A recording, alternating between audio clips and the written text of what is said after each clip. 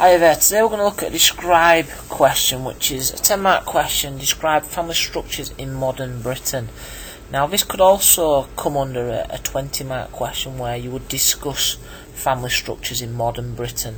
So although it's a 10-mark question, although it's a 10-mark answer structure, there's also things you may want to think about in relation to answering it as a 20 mark. So what I'm going to do is I'm going to take you through how to answer a 10-mark question first, which as normal would look at 3 to 4 paragraphs.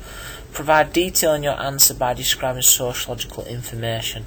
So the key thing is to get to the top grade band, include key terms in order to get into the top grade band of 10 marks. And you should be looking to spend between 10 and 15 minutes on this question. So moving on, firstly we're going to look at describe family structures in modern Britain today, and the first one we're going to look at is cohabitation, which is basically where people are choosing to live together before marriage. Some couples never actually marry at all but live together with their children. Partly this is due to changing social norms. So for example, people are choosing to live together as cohabitation purely on the basis that they do not feel the need to get married. There's no pressure from society what there used to be. As norms and values have changed in relation to that, you can quite happily have a child and cohabit together. And also, getting married is extremely expensive. You know, if people have been to university and gone down their career paths, it is expensive. So that's one reason why people cohabit together.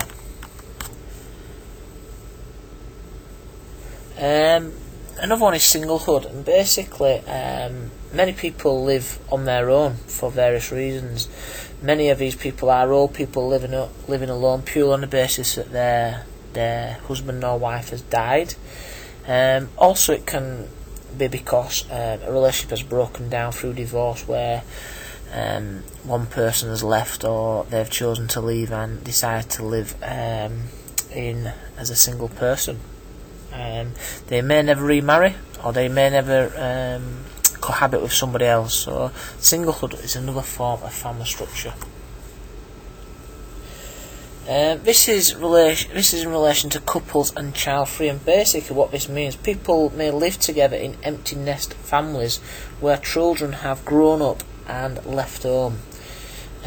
Basically, increasingly, couples are actively choosing not to have children, but to live freer, wealthier lives. So what this refers to is that couples may live together through cohabitation. They may be married, but basically they choose not to have a child purely on the basis that it is expensive. They want to live a life of luxury, or a good lifestyle, as you can talk about from a sociological perspective. So lifestyle's increased if you are obviously wealthier.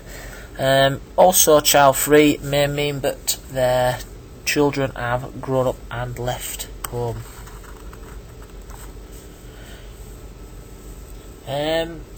Gay families is another form of family structure in modern Britain today, and becoming very, very popular, and with role models such as Elton John, celebrities who have gay families, then it's obviously a positive role model for like-minded people who wish to have a gay family. So basically, homosexual couples of both genders are forming and may choose to bring up their own children. This is happening more openly now, and the laws on gay adoption and civil partnership have changed. Okay, so it's now legal for gay families to have their own children.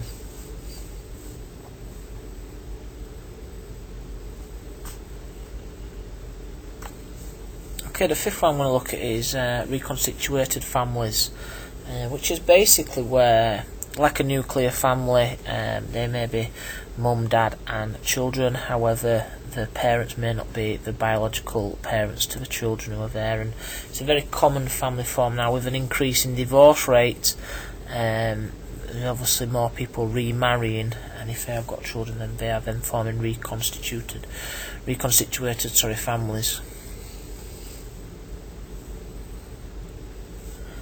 And as I've said, this is a very common family type in modern Britain today. And finally, the final one I'm going to talk about is multiple parenting, which is basically the most basic principle of multiple parenting is adoption, where a child has birth parents and social parents are those who bring the child up. However, technology allows IVF treatment, which is basically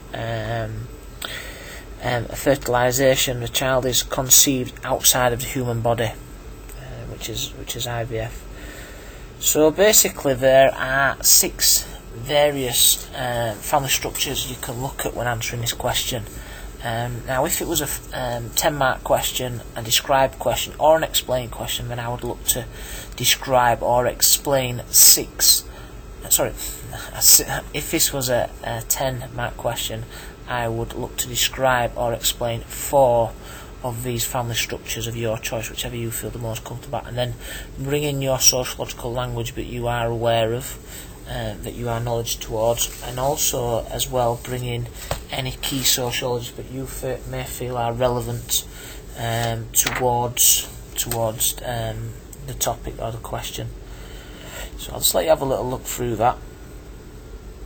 Now, if it was a 20-mark question, it would be slightly different, and basically you would have an introduction on there saying how family structures have changed. So you can basically there's various types. You can even just describe them or list them within your answer, and then you'd try and select 4 of these family structures, and then on each paragraph introduce what the family structure is, say what the positives are, maybe say what the negatives are, what different sociological perspectives people have towards the families, and then basically look at using contrasting words that allow you to look at the pros and cons of each family type, and then when possible use key sociologies to support your answers.